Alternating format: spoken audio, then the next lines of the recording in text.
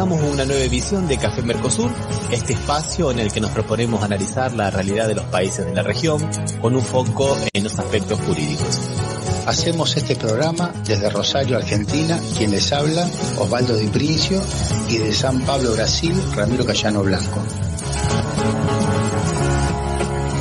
¿Qué tal, Osvaldo? ¿Cómo te va? Bienvenidos a todos y a todos al programa número 285. ¿Qué tal, Ramiro? Hoy podemos ir a todos y a todas después del acto del jueves. ¿A qué acto del jueves te estás refiriendo? Porque vos hablas del acto del jueves como si todo el mundo viviera en No, por eso. Justamente era un dentre para indicar que hubo un acto que recordaba los viejos actos que se hacían antiguamente, ¿no? Donde se reunían más de 40.000 personas en un lugar abierto, ¿no? No esos actos que se realizan en lugares chiquititos. Y un acto muy importante que hizo en la conmemoración o el Día de la Militancia, ¿no? Que es recordar la vuelta del general Perón en el 72.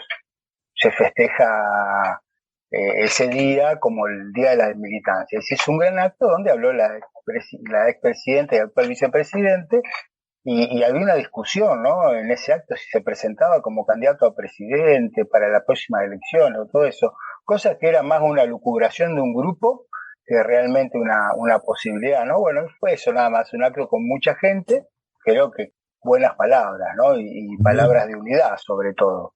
Mucho contenido político, ¿no, Osvaldo? Mucho contenido político. Sí. Ese acto se realizó, decimos nuevamente, el día 17 de noviembre en la ciudad de La Plata, en el estadio de fútbol, en el Estadio Único de La Plata, que es un estadio hermosísimo, maravilloso. La Plata, para los que nos escuchan fuera de Argentina, está a unos 70 kilómetros de la ciudad de Buenos Aires.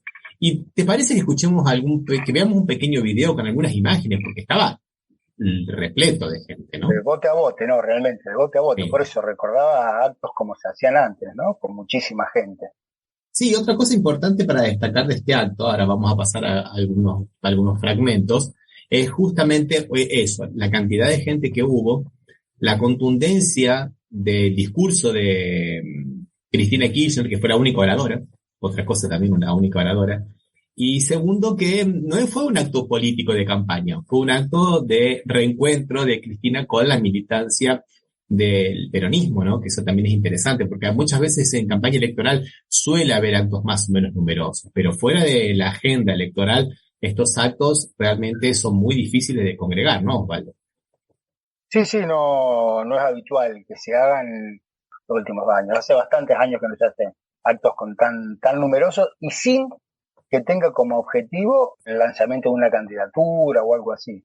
Vamos a escucharlo. Hola, ¿qué tal?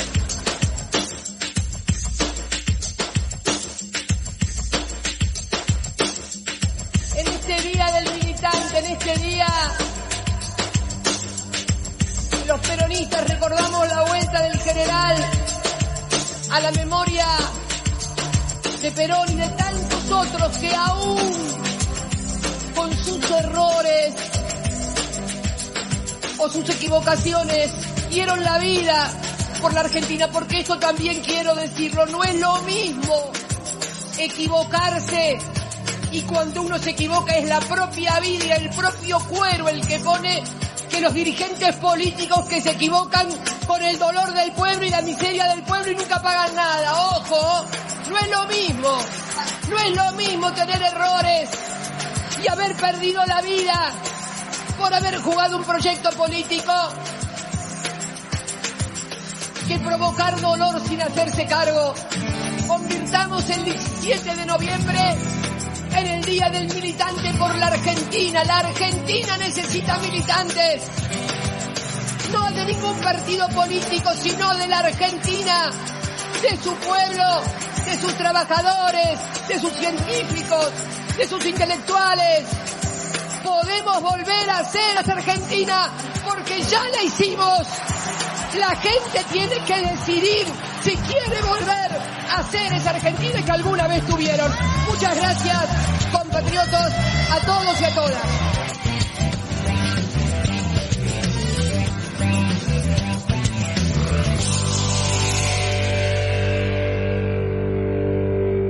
Bueno, bajo el lema La Fuerza de la Esperanza se realizó este acto. A mí me llamó la atención, digamos, ¿no?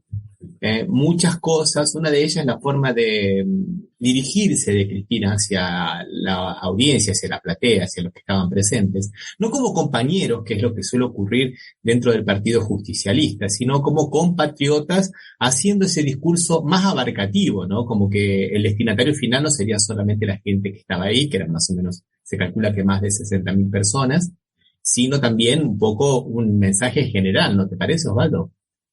Indudablemente. Y aparte, te diría, repasaba las imágenes que vos subiste, pensaba que qué manera, cuánta juventud que había, que como que hay un mito acá en la Argentina, parece que ahora los jóvenes son todos libertarios, ¿no?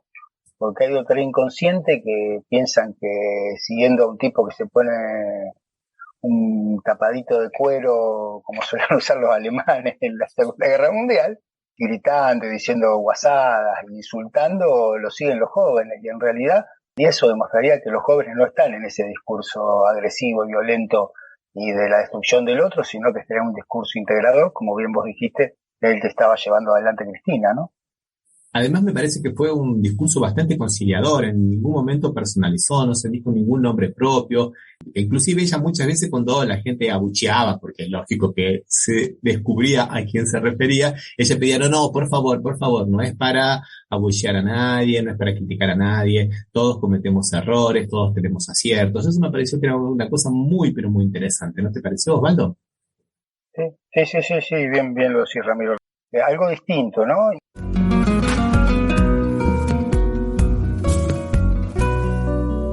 Y otra cosa que me pareció interesante con ese discurso conciliador de Cristina, Osvaldo, me parece que de alguna manera ese fue un discurso que trataba en todo momento de desarticular el discurso de odio y de bajarle el tono a esta polarización extrema que se vive no solamente en Argentina, ¿no? Sino en todo el mundo, muchas veces donde todo se ve en clave guerra, ¿no?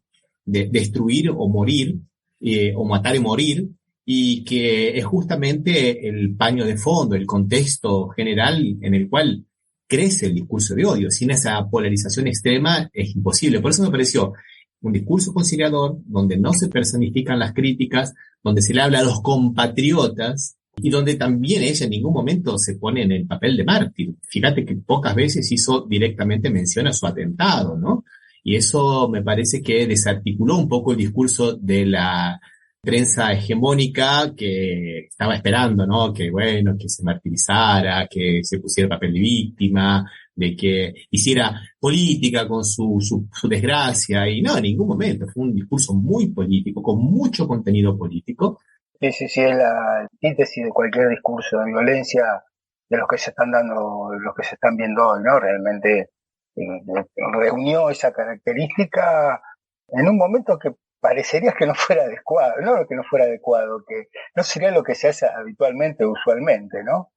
Donde está privilegiándose la violencia con respecto al otro, a las minorías, o sea, donde todo parece que apunta a ese camino, donde todo se está dividiendo así. Pasó en las elecciones en Brasil, pasó en casi todas las últimas elecciones, en toda América Latina y en Europa y en Estados Unidos también. En Estados Unidos el discurso era la ola roja, creo que le decían, ¿no? Que buscaba destruir a los demócratas, y al final no fue ni una ola roja, nada, fue una triunfa más o menos. Esperemos que se privilegie este tipo de discurso y no el de la violencia y el de la destrucción del otro. Sí. Además, muy bien lo que decís vos de ponerlo en un contexto latinoamericano, porque es real que es como lo que está ocurriendo en Perú, está ocurriendo mucho en Bolivia, que lo vamos a charlar dentro de un ratito también, lo de Perú y de Bolivia, es lo que está ocurriendo todavía en Brasil después de las elecciones, lo vamos a charlar también. Pero solamente para terminar con el tema de Cristina Kirchner, me gustaría pasar un video que ella misma publicó en sus redes sociales, ¿no? Donde dice las razones por las cuales ella recusa a la jueza Cappuccetti, que investiga exactamente el atentado contra su vida, y da muchos motivos. Claro, actualizamos que la jueza Cappuccetti es una jueza puesta por Macri, no de forma absolutamente irregular, pero tampoco de una forma muy cristalina tampoco, pero bueno, y que responde de alguna manera a Angelici, que era el hacedor jurídico de Macri, y también un poco a lo que eran los viejos agentes del sistema de inteligencia argentino, ¿no, Osvaldo? Pero bueno, escuchemos el video, ¿qué te parece? A ver, vamos. El lunes, Cristina recusó a la jueza Capuchetti en la causa que investiga el intento de asesinato. La investigación comenzó muy mal. A las pocas horas del atentado y bajo la custodia de Capuchetti, se destruyó y borró el contenido del celular de Sabac Montiel, el asesino que gatilló el arma a 15 centímetros de la cara de Cristina. Durante días, la jueza demoró la detención de dos de sus cómplices, Brenda Uliarte y Nicolás Carrizo. A eso se sumó la paralización de la causa, ni bien aparecieron pruebas que vinculan a dirigentes de la oposición con el atentado.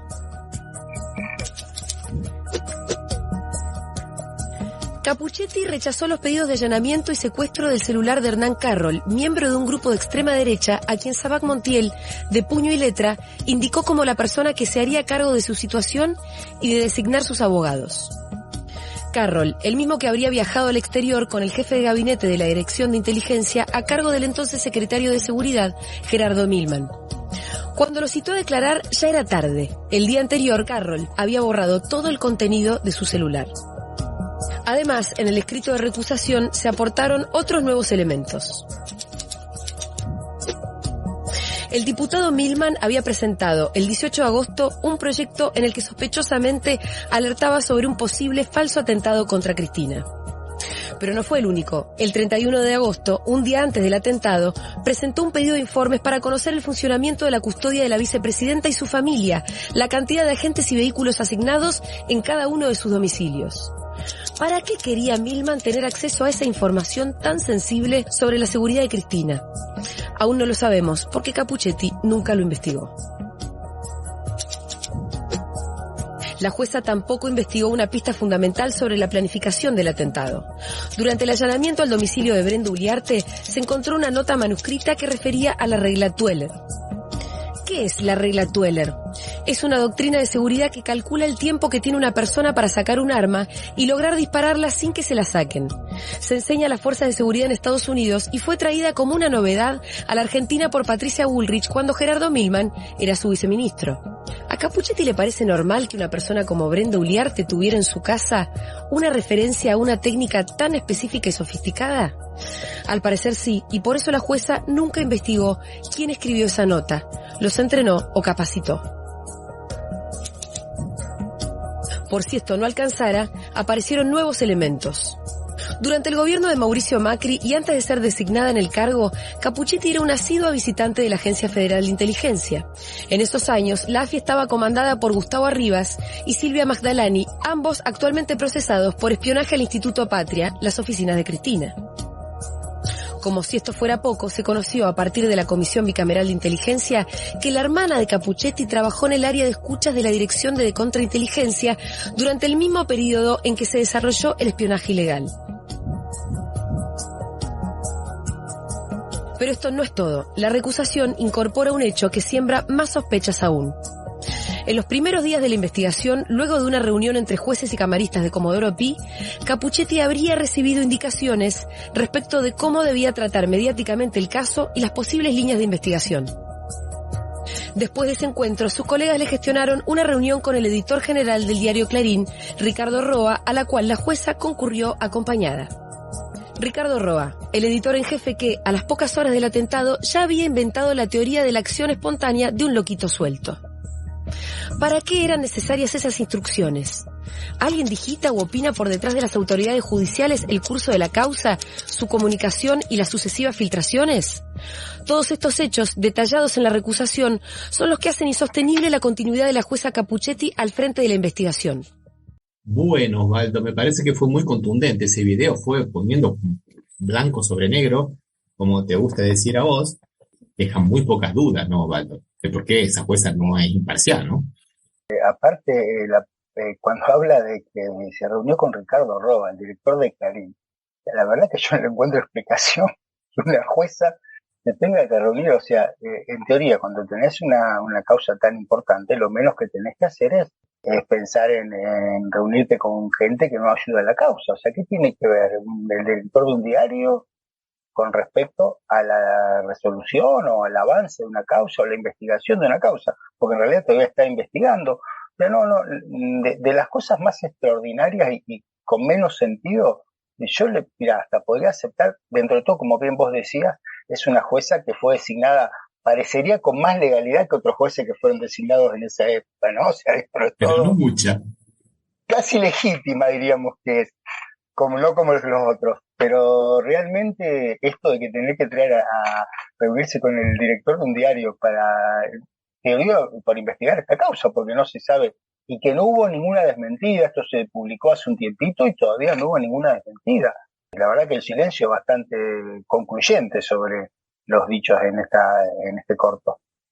Y después, cuando nosotros hablamos del lawfare y que decimos que el lawfare es esta persecución judicial con la pata mediática, que es la que le da toda la cobertura y la autenticidad y que le da, digamos, el sello de validad, dicen que no, que exageramos, de que no puede ser que la prensa tenga tanta participación en las causas judiciales. Como decimos, lógicamente, ¿qué tiene que juntarse con la gente de Clarín, ¿viste? Con Roa? Pero bueno, es justamente eso, no nos olvidemos que después del atentado vino la teoría, primero que era un autoatentado, duró 1 día, 2 días, después que era una pistolita de agua, duró 4 o 5 días, después que el odio lo generaba Cristina. La culpable de que le hayan atentado contra su vida era la propia víctima, la propia Cristina, porque ella generaba el odio, ¿no? No los medios de comunicación que están mañana, tarde y noche creando esa polarización extrema y después buscando la tercera vía, como si fuera una cosa mágica. Te la pasaste años y años y años y años colocando todo en blanco y negro y después me querés a última hora decir, ¿por qué no hay gris? Porque vos construiste mediáticamente dentro de lo que es un consenso social la polarización extrema al punto de los blancos tienen que matar a los negros, porque si no los negros no viven y viceversa.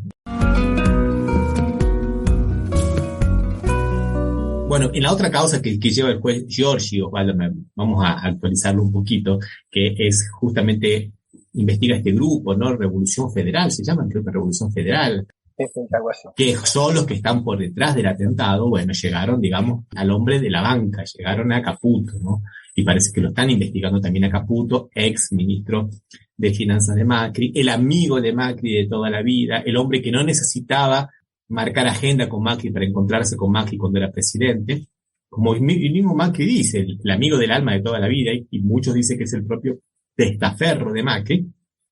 Bueno, se está investigando también cosas que, por ejemplo, que la jueza Capuchetti no quiso hacer, se quedó en la teoría de que son 4 loquitos y no vamos a los autores mediatos, digamos, tenemos los autores inmediatos, nos vamos a los inmediatos. Pero bueno, son cosas propias del lawfare. El lawfare no solamente para culpar, sino también el lawfare para no culpar, ¿no, Osvaldo? Es un poco lo que vamos a ver. Ramiro, y un poco lo de Caputo, o sea, por ahí hay una cuestión que se desconoce, o que algunos en la Argentina la conocen, no todo el mundo, y fuera del país seguramente muchísimo menos. Caputo es titular de todas las empresas de las que era titular Macri, o sea, se las vendió toda a Caputo, o sea, sin olvidarnos, o sea, voy a decir una marca, Mirgor, una de las empresas industriales más importantes que hay en Tierra del Fuego, es hoy manejada por Caputo y era una empresa que era del grupo Macri, o sea, y ese las constructoras, todos fueron asumiendo. O sea, realmente hay una continuidad. Es difícil creer que no haya una relación y que él no sea el testaferro, por lo menos, ¿no? En esos famosos, ¿cómo le llaman? Fideicomiso ciego o algo así. Este es un poco anterior al fideicomiso ciego, pero era el titular de todas las empresas que era dueño del grupo Macri. O sea, realmente es poco creíble que no haya una relación, por lo menos, de reemplazar el propietario. Así es. Bueno, vamos a terminar entonces el tema de hoy de la oferta relacionado con Argentina, después vamos a ir con Latinoamérica, lógicamente, con un apelo por justicia que ha hecho Milagro Sala. En el día de hoy, sábado 19, Milagro Sala nuevamente apela por justicia en términos absolutamente claros, ¿no? Como dice ella misma, lo único que yo pretendía era tener un juez imparcial. Escuchémosla, ¿qué te parece, Osvaldo? Dale. Hoy cumplo 2500 días de encierro, donde primero me llevaron a la comisaría, después me llevaron a la cárcel de Alto Comedero, después me llevaron a la cárcel de Güemes, me armaron en una cárcel en una casa en el Carmen, y después me trajeron acá. O sea, me pasearon por todos lados, ¿no? Donde la Corte Interamericana sacó una resolución que me tenían que dar la libertad, o traerme acá a mi domicilio, pero después de mucho tiempo me trajeron a mi domicilio. 2500 días donde mis nietos eran chiquitos, ¿sí? Eran así de chiquitos, y mi hijo era así de gordito. Y hoy tengo destrozada mi familia, y mis nietos ya tienen 14, 15 años. Y esto no lo digo por llorar, digo porque parte de la democracia judicial destrozó mi familia, destrozó a los militantes, destrozó a los trabajadores cooperativistas que trabajan, cerca de 5.000 compañeros en distintos sectores de salud, en educación y en la construcción. 2.500 días donde hubieron muchísimos compañeros de todo, no solo únicamente de Argentina, sino de Canadá, de Francia, de Italia, de España, de Alemania, de Estados Unidos, y otro lado que militaron por la libertad de los presos políticos de la Argentina. Y aún así seguimos presos. Es doloroso que en plena democracia del gobierno nacional y popular haya presos políticos en el país. Si me preguntan si estamos quebrados, no estamos quebrados, estamos firmes, estamos militando a pesar de nuestro encierro, pero queremos recordar. Yo no sé si vos, compañero o compañera, seguís creyendo en nosotros. Nosotros lo único que pedíamos era que cuando nos sentemos delante de un juez, sea un juez parcial, que no sea un juez que tenga un logo de la Unión Cívica Radical o de Cambiemos. Eso queríamos simplemente. Queríamos un juez que no responda a ningún sector político. Queríamos defendernos. No queríamos que nos den la libertad de arriba. Pero bueno, hoy seguimos detenidos. Simplemente quiero recordar de que hoy, a pesar de los 2.500 días, hay presos políticos en el país, y hay presos políticos en Jujuy, donde los compañeros siguen detenidos y en la domiciliaria. Les pido a todos los que me están escuchando que no nos olviden a nosotros. Porque otra vez, otra Navidad sin presos políticos. Vamos a pasar, otra vez. Siempre lo digo, viva Perón, viva Evita, viva Néstor, viva Cristina, lucha y resistencia. Milagro Sala, presa política de Macri y de este gobierno nacional y popular. Bien, me parecía muy interesante el apelo de Milagro Sala porque va también no solamente al lado político y jurídico que nosotros solemos ver, sino también al lado personal, ¿no? Cómo va afectando la vida de la gente, el lawfare. Nosotros podemos verlo en todos los casos. En todos los casos vemos que se destruyen familias, que se destruyen, bueno, el caso de Julio De Vido en Argentina fue terrible, pero muchos. Jorge Glass en Ecuador todavía sigue preso, con toda su familia sufriendo, destruida. O sea, no es solamente una cuestión, digamos, político y jurídica, también es una cuestión de vida, ¿no, Osvaldo? Ramiro, sin recordar el que fue ministro de Relaciones Exteriores, Timerman, que falleció. Por declarar, terminó no llevando adelante su tratamiento en Estados Unidos porque se lo impidió el juez Bonadío. Cuando ya se lo permitió era inútil. Esa es la clave de la muerte, ¿no? Lo demás es la devastación de la familia por causas que no tienen justicia. Y Ramiro, y la última que te quería decir sobre lo técnico por ahí y jurídico en la Argentina es el juicio de vialidad. Esta semana era la posibilidad que los fiscales tenían de contestar lo que habían dicho. Perdón, la catarata de pruebas de la defensa de Cristina, decís vos, ¿no? Bueno, tal cual. Los fiscales Diego Luciani y Sergio Mola, los quiero repetir para que todo el mundo se acuerda, o sea, desistieron de ese derecho que tenían de contestarla. O sea, en la lógica judicial, cuando vos tenés una instancia, la tenés que aprovechar. ¿Cuándo es que no la aprovechás solamente? Cuando tenés certeza del resultado. Porque vas a abrir puertas. Evidentemente, Diego Luciani y Sergio Mola saben, y tenía razón Cristina, que la sentencia ya está escrita, por eso dejaron de usar ese derecho. O sea, es clarísimo realmente porque nadie en su lógica dejaría de utilizar un momento judicial, una atribución judicial, la dejaría usar si no tenés en duda el resultado. Acá, evidentemente, Diego Luciani y Sergio Mola saben cómo van a fallar los jueces. Las defensas, no solamente de Cristina, sino de los otros dos imputados en esa causa que vos estás nombrando, destruyeron no solamente la acusación, sino que demostraron la mala fe de los fiscales, trayendo pruebas que no habían sido ventiladas en el juicio, trayendo pruebas de otros procesos que fueron declaradas nulos, tanto el proceso como esas pruebas, trayendo hilaciones que no se conectaban con lo que ellos decían, o sea, por eso dije lo de la catarata de una forma medio irónica, ¿no? Porque realmente está bien, sí. fue Era impresionante. Y no decir nada ahora. Y no decir nada, ni para defender la historia propia, ¿no? Claro, ni siquiera para defender la construcción que vos hiciste, o sea, realmente es porque conoces el resultado. O sea, si no está haciendo bien su tarea, evidentemente, Diego Luciani y Sergio Mola, ¿no? Para que todos lo recuerden. Así es. Bueno, escuchemos una canción y seguimos, Valdo. Vamos a escucharlo a Dani La Vista y el tema Yegua, referido a Cristina.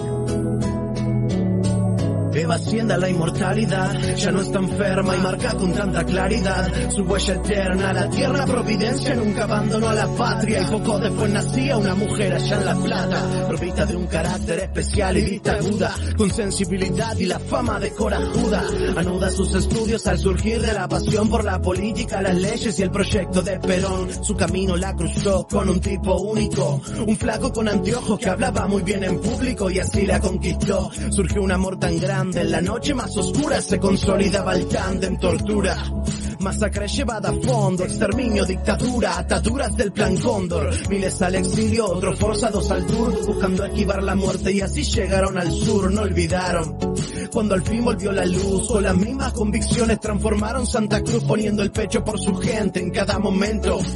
Él en la provincia, ella en el parlamento, no a todas las palabras se las lleva el viento, algunas con el peso suficiente dan sustento al plan que se hizo enorme partiendo de lo pequeño y que después del colapso colonial propuso un sueño. Luego de la impunidad ante el capítulo macabro, la voz del presidente ordenó bajar los cuadros, sacó del barro a millones promesas francas, se unió a Latinoamérica y derrotaron al ALCA. Soberanía, clamó el pingüino, desde ahora FMI acá manda al pueblo argentino un nuevo camino, nueva fiesta plebeya y conducir nuestros destinos. Ahora le tocaba a ella, luchando sin tregua por los de abajo, yegua, peleando por el trabajo a la legua, junto con los héroes de Mayo, una yegua.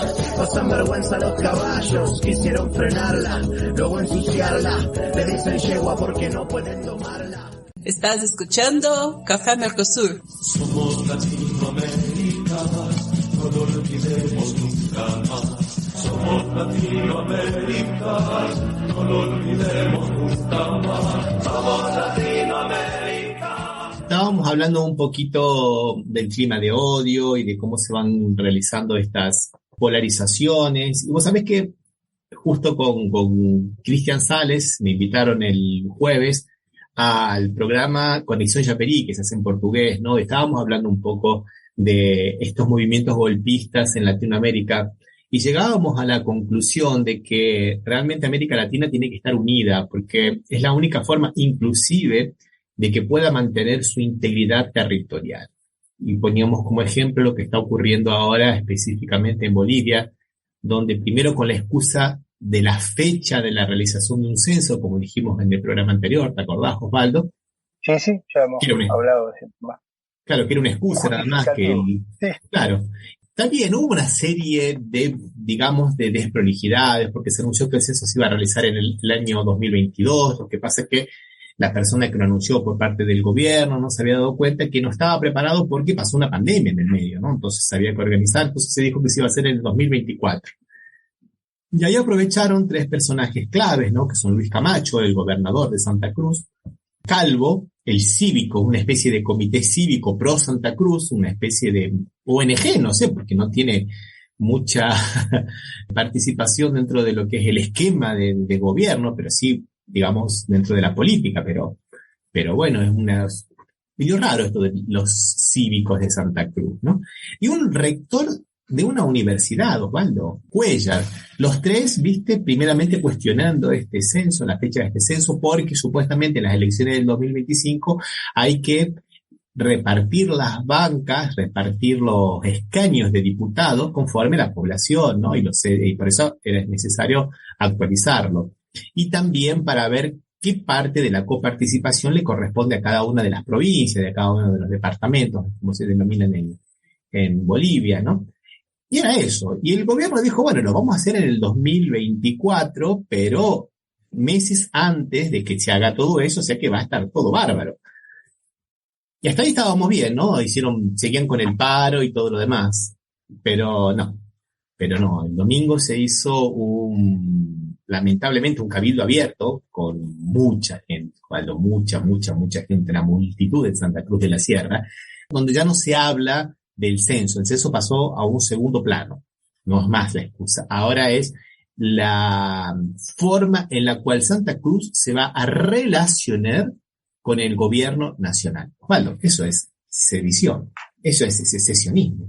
O sea, vuelven con el discurso separatista. Quieren crear un nuevo Estado, un nuevo gobierno. Ellos dicen que, bueno, buscan los eufemismos. Bueno, vamos a tratar de buscar relaciones más autonómicas, más no soberanas, pero sí donde tengamos más autonomías, donde tengamos más libertades, porque Santa Cruz de la Sierra es la locomotora del país y nosotros necesitamos otro tipo de representación. La representación se da a través de las leyes y las constituciones, que ganen las elecciones, que coloquen los diputados necesarios para modificar la constitución, que es para todo Bolivia, y no estos movimientos secesionistas, ¿no, Osvaldo? Sí, parecería que tenían el objetivo de balcanizar Bolivia, ¿no? Que quede separada en dos estados. Esto que ya había tenido antecedentes en el 2008, cuando Santa Cruz, Beni, Pando y Tarija querían en cierta medida separarse de Bolivia, ¿no? Es un antecedente importante para América Latina, que una parte, diríamos, rica de un país intente separarse, porque lo cual es real, tiene petróleo, tiene ganado, no es mentira esa matriz económica que ellos están diciendo, pero es un mal antecedente, y creo que tampoco, por suerte, pero no hay circunstancias internacionales como para que esto prospere, ¿no? Me daría la impresión. No sé, Ramiro, cómo lo ves vos. A mí yo lo veo que carecen del suficiente sustento, más que esto, como hiciste estos personajes. Yo tengo mucho miedo porque, como bien nos dijo nuestra amiga, colega Delia, hay un plan para hacer más o menos algo parecido con el Congo. En el Congo, según algunas potencias europeas, es un país muy grande, hay que dividirlo para poder, digamos, saquearlo mejor. Muy grande y muy rico, ¿eh? Exactamente. O sea, no solo tiene riqueza, piedras preciosas y tierras raras también, creo, ahora que están de moda. Es el sueño de hacer lo mismo con Rusia, también, de balcanizar Rusia. Es lo que han hecho con Yugoslavia. Inclusive el secretario general de la COP, de la Central Obrera de Bolivia, amenazó a esta gente de Santa Cruz. También amenazó de una forma, digamos, no muy política. Dijo que tenía 72 horas para irse porque eran todos yugoslavos y croatas, ¿no? Creo que querían la separación de Bolivia y que Bolivia era una sola. Pero pone, los puntos sobre una cuestión, que hay una cuestión racial, de nuevamente discriminación contra la huipala. Vimos escenas de que se quemara la huipala, que es la bandera de los pueblos originarios de Bolivia, discriminación contra la gente de los pueblos originarios, principalmente contra los aymarás. Quemaron una central de trabajadores también, que justamente también está compuesta por gente de los pueblos originarios. De que vos ves que hay un componente racista y separatista, y como vos dijiste, este antecedente del 2008 estuvo de alguna manera patrocinado o auspiciado, por lo menos le dieron el visto bueno del gran país del norte a través de su embajador Goldberg, ¿no? O sea, siempre están, Ramiro, esta gente.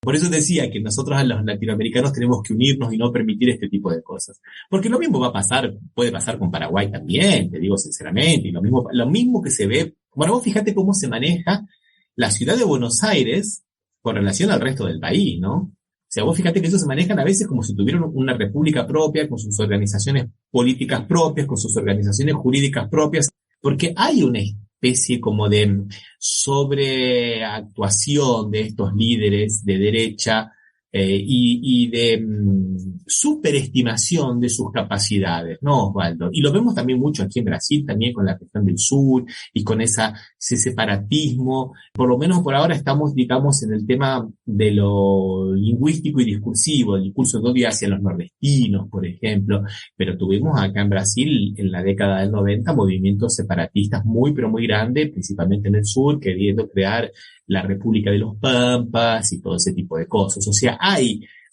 un histórico que estos tipos quieren reavivar, lógicamente, ¿no?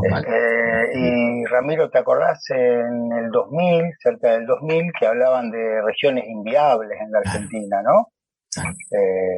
Yo no digo que no, creo que no hay circunstancia internacional para que se produzca un movimiento de este tipo en Bolivia. Me parece que son minorías.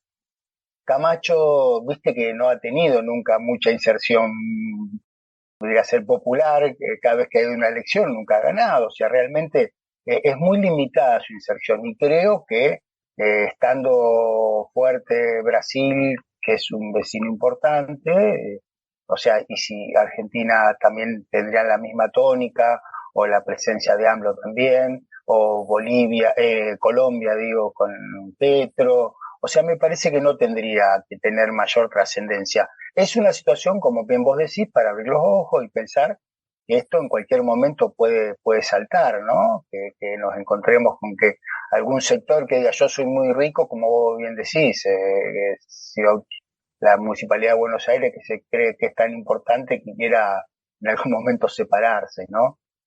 No va a ocurrir, pero digo, pero un poco el espíritu es, bueno, ya se separó la provincia de Buenos Aires. Sí, la provincia de Buenos Aires ya estuvo sesionada, sí, con un gobernador, un tal Mitre, que tenía un diario también, y que tiene un diario. Que después para unirse fue presidente, ¿viste? Cuando se unió.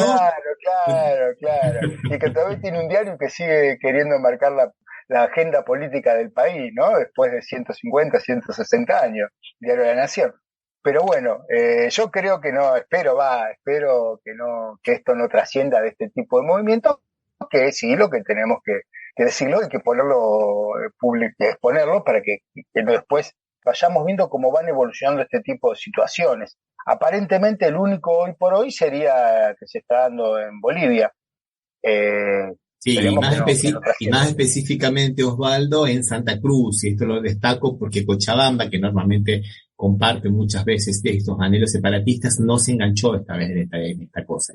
Que Santa Cruz no le va a decir a Cochabamba cómo tiene que manejarse con relación al Estado Nacional. O sea, así cortísima, ¿viste? Fue tajante. O sea, como diciendo, ustedes están solos en estas, no cuenten con nosotros, no nos enganchamos en esta locura. Fue una cosa muy interesante de Cochabamba, otro gran estado, gran provincia de Bolivia, pero muy fuerte también económicamente, ¿no?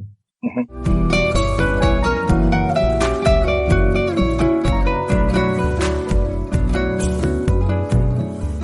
Bueno, y ya que estábamos hablando de estas cuestiones, vamos a ir hablando de Perú, ¿no, Osvaldo? De Perú, donde lamentablemente sigue esta historia de la destitución de Castillo, ¿no, Osvaldo? Nuevamente ahora ya la Comisión de Constitución y Justicia, la Subcomisión de Constitución y Justicia de la Cámara de Diputados aceptó la denuncia que hizo la fiscala general, la señora Benavides, ¿no?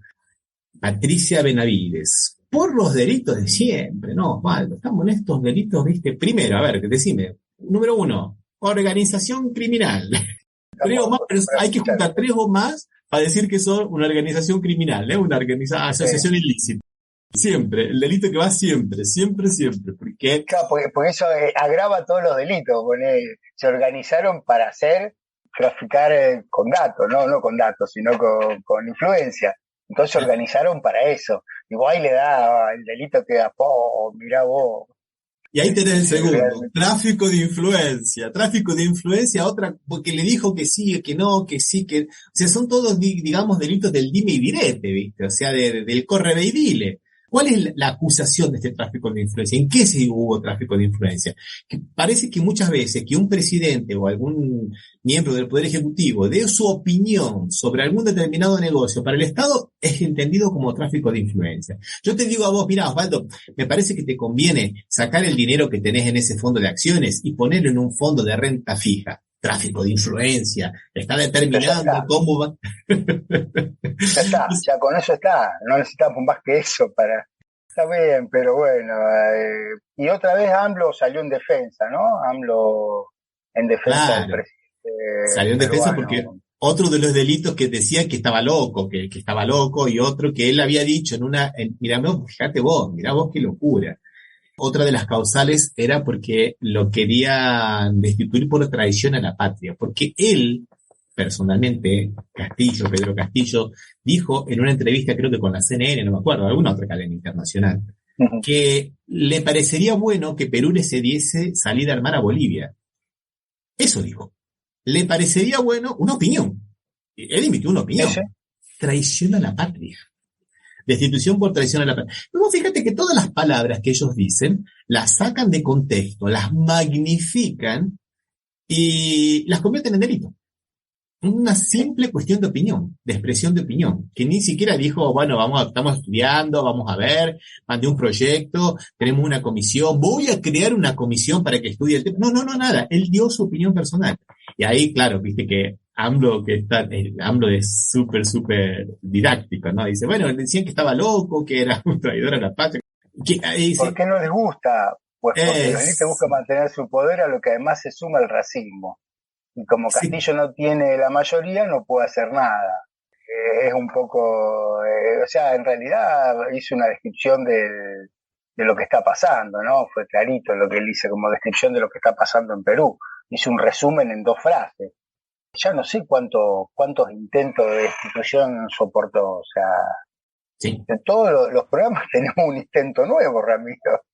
Ahora no lo dejan viajar a Nueva York para la reunión de los países del Pacífico. No lo dejan ir, porque dicen que se va a fugar y no va a volver. Pero él tiene que representar al país. Está bien ir a otra persona, acá, el vice, el canciller, sea lo que sea, ¿no? Pero... No, está bien, pero el presidente no... ¿Cómo no puede viajar fuera el presidente de un país? O sea, ¿para cómo que no tiene ningún proceso, o si estuviera procesado o algo así? O sea, bueno, lo que pasa es que supongo que jugar algún antecedente con el presidente Fujimori, que se fue a Japón y después no quería volver, ¿no? Bueno, pero un caso diferente. Fujimori tenía nacionalidad japonesa también, tenía doble nacionalidad. Claro, ya estaba tranquilamente. Entonces, pero bueno, por eso creo que no realmente que se le impida a un presidente, o sea, es realismo mágico, que se le impida al presidente de un país que no pueda salir. Sí. Porque dicen que cometió un delito que se etiqueta a cualquiera, ¿no? Asociación ilícita va para cualquiera.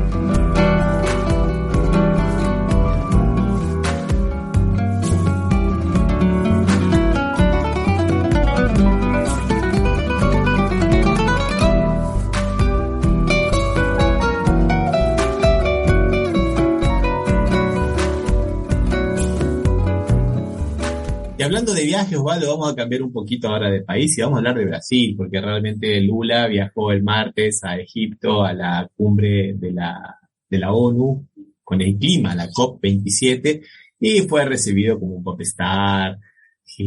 Tuvo encuentros bilaterales con varias personas, entre ellos con el propio presidente de Egipto. Se encontró con Kerry, que es el comisionado para el clima de los Estados Unidos, John Kerry. Se encontró con el canciller también de Egipto, con el presidente de Egipto. Bueno, tuvo unas consideraciones muy, pero muy interesantes, Osvaldo, con relación al clima, principalmente con relación a la Amazonia, y dijo que iba a hacer una política de protección ambiental, pero consultándolo con los pueblos originarios, que iba a crear una comisión de los pueblos originarios. Inclusive se está pensando que en el próximo gobierno va a haber un ministerio de los pueblos originarios y que no hay crecimiento económico ni industrial ni nada sin cuidar la naturaleza. Inclusive también dio un poquito lo que va a ser el foco, diciendo que bueno, que hay que hablar con los países desarrollados para que ayuden financieramente a los países menos desarrollados para que puedan cuidar las florestas vírgenes, las selvas vírgenes. O sea, bueno, ayúdenos también, ¿no? ¿Y no lo acusó Bolsonaro? A ver si puedo charlar con él, ¿no? ¿Bolsonaro no estaba? Bolsonaro está perdido. Bolsonaro está absolutamente... No sabemos dónde está Bolsonaro. No sabemos dónde está Bolsonaro, Osvaldo. Dicen que estaba enfermo. La semana pasada salió Hamilton Mourón a decir que tenía una infección en la pierna o una... No me acuerdo, algo más poco, no sé cómo se llaman. Tampoco interesa. Y que no se podía poner los pantalones y cómo iba a ser el presidente si no podía usar los pantalones. Pero bueno, está, digamos, absolutamente en el ostracismo absoluto Bolsonaro, no sale, dicen que ha trabajado hasta ahora en estas 2 semanas 19 horas, lo que le da 81 minutos por día. El viernes 18 se internó en el Hospital de las Fuerzas Armadas de Brasilia, porque supuestamente estaría con algunos dolores estomacales en la zona donde le dieron la cuchillada hace 4 años atrás, pero todavía no hay ningún diagnóstico, y es eso. Mientras tanto, los militares juegan al golpe acá. Acá los militares juegan al golpe, juegan a dar señales a los golpistas. La última fueron, esto es interesante, Osvaldo, porque fíjate cómo el discurso los pierde, ¿no? Hay una serie de manifestantes que están acusando al ejército de no dar el golpe y que por eso serían los militares sandía. ¿Por qué militares sandía? Porque son verdes por fuera y rojos por dentro. Ahí salieron los militares a decirle que no los insultaran. O sea, que les digan que al que tuviera un poco de inclinación hacia la izquierda, sería un insulto para ellos. No pueden manchar las instituciones, no pueden decir, o sea, viste, como diciendo, no, acá somos todos de derecha. Si nos dicen que somos un poquito de izquierda, ya eso es un insulto. Hoy, sábado, han empezado nuevos cortes de ruta, hubo algunas manifestaciones frente a los cuarteles a lo largo de todo Brasil, principalmente el día 15, que acá era feriado, y donde se pedía intervención federal. O sea, no queremos golpe, queremos intervención federal. Ajá, vos pedís intervención federal en la puerta de los cuarteles. ¿Qué es eso? ¿A quién le estás pidiendo intervención federal? A la Cruz Roja le estás pidiendo intervención federal. ¿A quién le mencionó a los militares? Está en la puerta de los cuarteles, querido. A ver, ¿a qué parte no entendemos que por el hecho de que vos no digas intervención militar continúa siendo delito, querés un golpe militar? Pero bueno, a veces la derecha nos toma de tontos, ¿no, Val? Sí, se ve evidentemente Bolsonaro está sufriendo el síndrome de los millones de votos que le cayeron encima, ¿no? Sí. Y bueno, digamos, lo que era en la zona sur de la ciudad de Brasilia, donde era el cuartel general de la campaña de Bolsonaro, se ha descubierto que sigue siendo el cuartel general del golpe, ¿no? Hoy el partido de Bolsonaro, que más o menos había dicho que podía apoyar a Lula y todo lo demás, se le va a decir que va a impugnar 250.000 mesas. O sea, viste, seguimos en la cosa de la locura, pero como decís vos, no hay clima, porque el mundo entero está, digamos, aceptando a Bolsonaro, a Lula como el verdadero presidente. Antes de venir para Brasil, hizo una pequeña escalita, una pequeña paradita, donde en Portugal, un país importantísimo por sus relaciones históricas con Brasil, y se reunió con algunas personas, entre ellas, nada más ni nada menos que el presidente de Portugal, ¿no? Acá lo vemos en la foto, Marcelo Rebelo de Sousa, y también con el primer ministro de Portugal, como si no fuera poco, Antonio Costa, ¿no? O sea, el hombre está como si fuera un verdadero jefe de Estado. Lo cual no significa que tenga todo claro, porque como dijimos antes, Osvaldo, en este programa, ya lo están queriendo domesticar. Principalmente, ¿de dónde, Osvaldo? Del sector financiero, de la City brasilera, acá en la avenida Faria Lima, que está relacionada con todos los bancos y todo eso, acá se llama la región de la Faria Lima, diciendo que Lula no puede cometer el pecado que está cometiendo, que es decir que va a darle de comer a los pobres. Que los pobres tienen que tener comida, porque lo que Lula tiene que hacer es cuidar que no haya déficit fiscal. Acá hay una ley, ¿te acordás que la hemos charlado varias veces, Osvaldo, que se impuso en el gobierno de Temer, de que no se puede gastar más de lo que se recauda y tampoco se puede gastar más que lo que se gastó anterior, corrigiendo los números conforme al índice de inflación? Eso se le llama el techo de gastos. Y Lula dijo, para lo social y para la comida de la gente no hay techo de gastos, porque eso no es un gasto, eso es una inversión. Y le están tirando con de todo acá. Está saliendo Arminio Fraga, que era un ex economista de Fernando Henrique Cardoso, uno de los que endeudó al país y que hizo las peores privatizaciones en la época de los 90. Están apareciendo así varios resucitados, varios cadáveres de aquella época para pegarle por derecha a Lula, porque en realidad lo que quieren es asegurarse la tajadita, la porcioncita que le corresponde al sector financiero, que es nada más y nada menos que el 50%, es un poquito más del 50%, de todo el Producto Bruto Interno, que es lo que se llevan ellos. Los bancos nunca estuvieron tan ricos. Y esto no es de ahora de Temer, esto ya venía desde la época de Lula inclusive, pero bueno, en la época de Temer y de Bolsonaro son los únicos que han salido bien, son los que mejor, digamos, mientras el resto de la economía va para atrás, mientras la Ford cierra la fábrica y se va a la Argentina, los bancos cada vez están más poderosos. Es interesante cómo lo quieren domesticar, ¿no, Osvaldo? De todas maneras, Ramiro, indudablemente el mayor poder dentro de los grupos económicos de Lula está en la industria, no en lo financiero, ¿no? Siempre ha tenido más cercanía con los grupos industriales, porque sabe que la industria con el gobierno de Lula siempre va a andar mucho mejor que con el gobierno de Bolsonaro, donde, por lo que hemos hablado siempre en todos los programas, más se centraliza en el aspecto financiero, no en el aspecto productivo de Brasil. O sea, en el aspecto productivo industrial, porque sí favorece las producciones primarias, ¿no? La primarización de la economía es más propia de Bolsonaro y no tanto de Lula, que quiere un Brasil más industrializado por su origen, sobre todo de empleado de obrero metalúrgico. Es tan correcto lo que estás diciendo, Osvaldo, que salen todos los economistas relacionados con las industrias a proteger a Lula y a decir que dejen que Lula actúe, que Lula ni siquiera es presidente, faltan 6 semanas para que asuma, y que ya él ha dejado en su historia un país sin déficit fiscal. Ha sido uno de los, no ha sido uno de los pocos, ha sido tal vez el único presidente que ha tenido superávit, los superávit mellizo, doble, superávit en la balanza comercial y superávit fiscal, o sea, gastar claro. Por eso, o sea, evidentemente no al sector financiero no le gustaba antes y no le gusta ahora. Sin embargo, hace un esfuerzo Lula para acercarse, ¿no? Con el vicepresidente y todo, ¿no? Busca abrir algún camino por ese sector. Lo que pasa es que la batalla va a ser feroz, Osvaldo, no va a ser muy simple, porque Brasil puede ser un mal ejemplo para todo el resto del mundo y van a tratar, digamos, de domesticar a Lula para domesticar al mundo, ¿no? Porque lamentablemente no nos va a dar el tiempo para hablar hoy, Osvaldo, justamente del neoliberalismo y los derechos sociales, pero lo que pasa es que el nuevo orden neoliberal, como se pretende por lo menos acá en Occidente, en esto que se denomina Occidente, que no se vea a lo social, que se vea únicamente a lo racional económico, ¿viste? Entonces, no, vamos a mantener el déficit, vamos a por debajo, y después, cuando el país vaya creciendo, va a ocurrir, ¿qué cosa? Que va a haber mejoras para todos. Si no, no hay mejoras para todos, pero como dice más de un economista, cuando llega la hora de la distribución, cuando llega la hora del derrame, ¿qué ocurre? Una crisis. Claro. Entonces no se derrama nada. Nunca se distribuye, nunca derrama, tal cual.